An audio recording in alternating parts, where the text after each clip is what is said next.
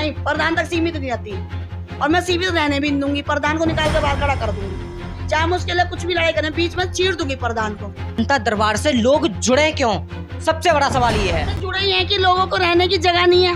पहले तो अपने घर में छत होनी चाहिए।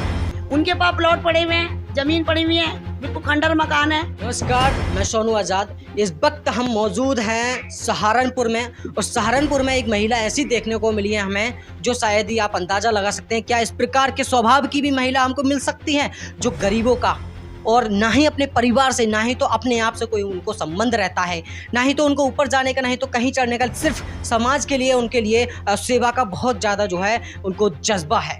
आज मैं मिलाने वाला हूँ संगीता जी से। तो मेरे साथ में बैठी आज हमसे बात करने वाले हैं हम कि भाई क्या क्या ये लोगों के लिए जो है सेवा करती हैं और किस किस प्रकार से जो है अपने आप को जो है स्वाभाविक तौर पर जो है रखती हैं और कहाँ रहती है। तो संगीता जी, आपने जैसे आपने एक ऑफिस बताया था मुझे वीडियो से पहले, जी हाँ, जनता दरबार जो आपने जो है वो ऑफिस खोला है, किस कारण से खोला है, और आज अपने परिवार को और अपने आप को त्याग करके आप सेवा मतलब ये समाज सेवा क्यों, स्वाभाविक तौर पर आप क्या करती हैं? मैंने कार्यालय जनता दरबार खोला हुआ, जनता की भलाई के लिए खोला है। जनता को जो चीज गांव के प्रधान, सचिव या MP MLA नहीं दे पाएंगे वो मैं देना चाहती हूँ, क्योंकि मैं प्रोफेशन वकील हूँ, एडवोकेट हूँ, MA LLB हूँ।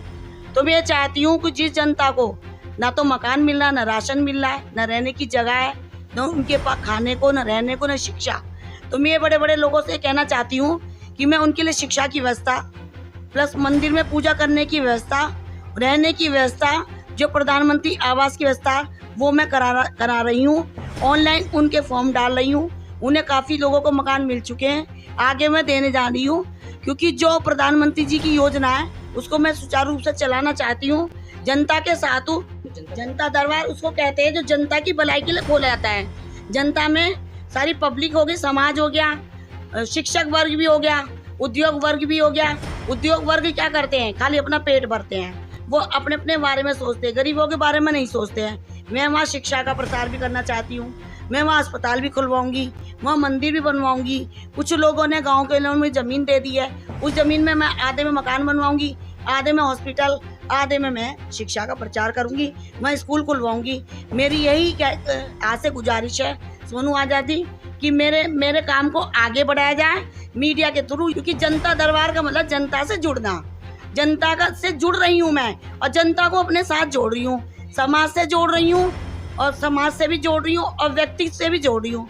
व्यक्ति का मतलब होता है कि एक दूसरे से आपस में मिलना, महिलाओं की समस्या को सुनना, जैसे रोजगार हो गया, शिक्षा हो गया, नौकरी हो गया।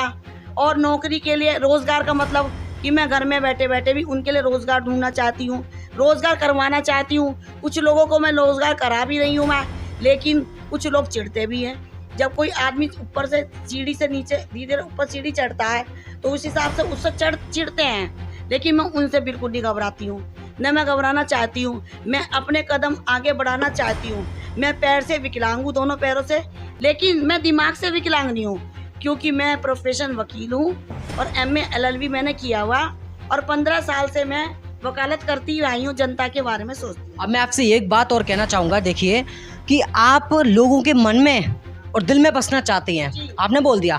क्या आपका ये प्रोफेशन है, या फिर लोगों के दिल में बसने के बाद में कोई ऐसा आपके अंदर मन या स्वभाव बनेगा इस चीज़ का कि मैं आगे के लिए उनको गलत फ़ायदा उठाने की कोशिश करूं, जिस तरीके से आज के टाइम पर जो है MP और प्रधान वगैरह गांव के उठाते हैं? नहीं, बिल्कुल नहीं। मैं उनके लिए निःशुल्क काम करूंगी, मुझे कोई स्वार्थ नहीं है। जैसे आपने आगे स्वार्थी नहीं है, मुझे MP MLA बनना नहीं, जनता की सेवा करना। बिल्कुल, आपने कहा कि जनता, जैसे आप जनता की सेवा करेंगी, जनता आपके कांटेक्ट में आएगी, जाहिर सी बात है कांटेक्ट में आएगी, तो उस प्रकार से कांटेक्ट में आएगी तो फिर उसके हिसाब से तो वसूली करना भी एक इस प्रकार से होता है। क्या ऐसा होएगा? हाँ, क्योंकि आज के टाइम पर मैं समझा हूँ, काफी लोगों के मैं गांव में इंटरव्यू भी लेकर आया हूँ, प्रधान कोई भी काम मतलब नहीं कराता है, मेरे पास एविडेंस बचे हैं। कोई प्रधान काम नहीं करता, मैं जनता जनार्दन के साथ हूँ, निःशुल्क हूँ, कोई शुल्क नहीं है उसका।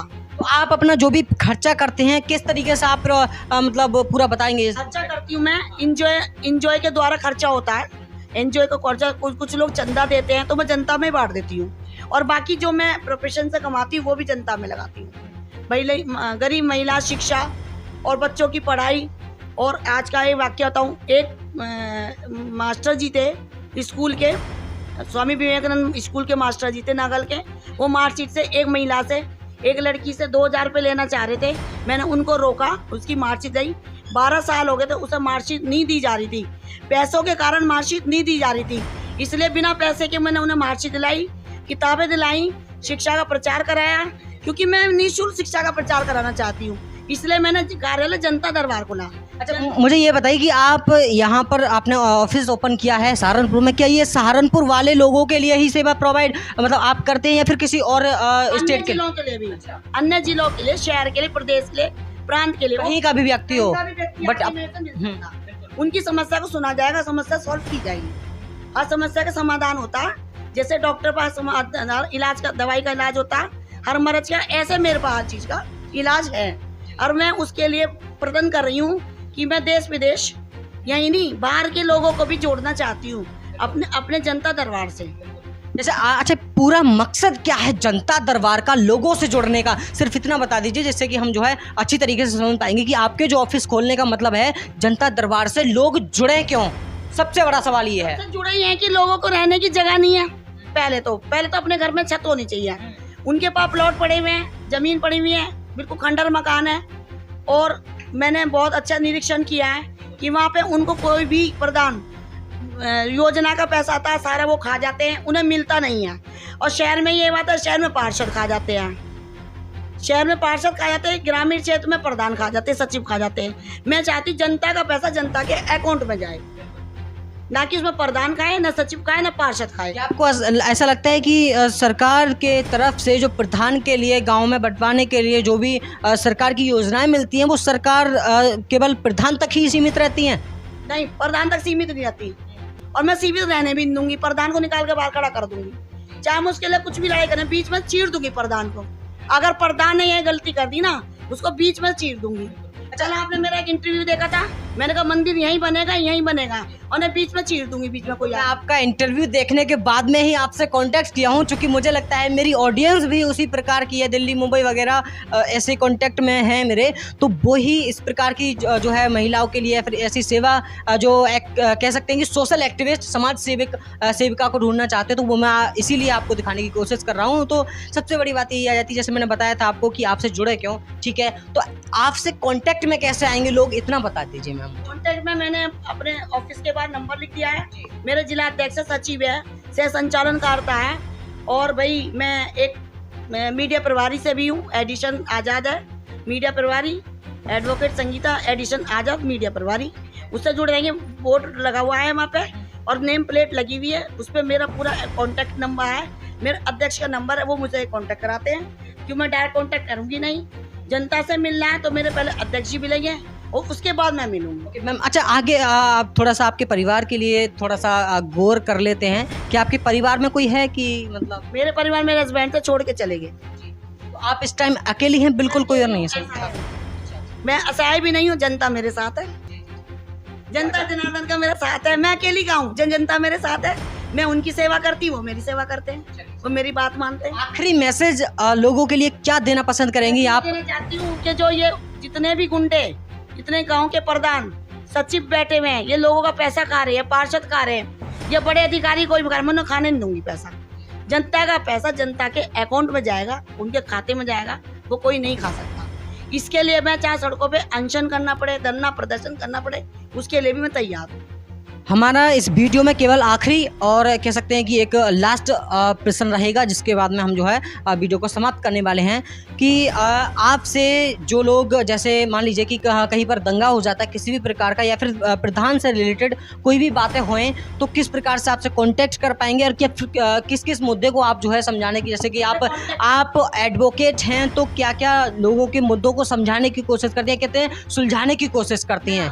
जो लोग आपसे मिलेंगे क्या उनके जो है समस्याएं हैं दूर कर सकती हैं? आप क्या क्या समस्याएं दूर कर सकती है वो बता दीजिए लास्ट मैसेज। उसके बाद फौजदारी के केस भी लड़ती हूँ, सिविल के भी लड़ती हूँ, कहीं दंगा हो जाता पुलिस को भेज देती हूँ, फोन पे मेरे सारे काम हो जाते हैं, मुझे जाने की जरूरत नहीं पड़ती है, मैं किसी का पैसा लगवा नहीं देती, एक कॉल करती हूँ, एक कॉल पे काम हो जाता।